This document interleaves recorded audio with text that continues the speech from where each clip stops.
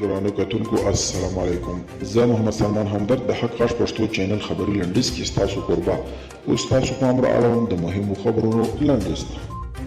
د عامه روغتیا وزارت وایي تر راتلونکي 5 میاشتو به هیواد ته یوازې 3 سلنه د کرونا ضد واکسین ورکړل شي. دغه وزارت وایي د راتلونکي زیږدیز کال تر پایه به د 10 سلنه خلکو لپاره واکسین ورسیږي چې په دې موده کې به د کرونا دویمه څپه هم تېره شوې وي.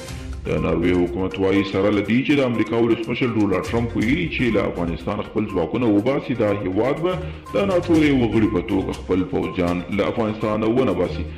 امریکا په ترکیه کې د S-400 توغندي سیستم د اخیستو په خاطر بندیزونه لګوي.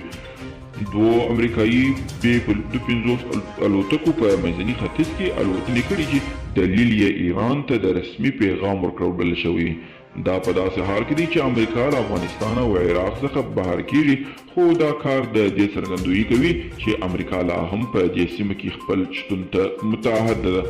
او د بهرنیو چارو وزیر حنیف اتمر افغانستان کې د استرالیا سرتیرو د جنایاتو په اړه د یاد هیواد د بهرنیو چارو له وزیر میری سپینس سره خبرې کړي. یاد وزارت وایي چې اتمر د استرالیایي سرتیرو د جنگي جنایاتو د څېړنې په اړه د افغان او اسرائیلي چارواکو د ګډې کمیټې جوړولو غوښتنه کړې ده.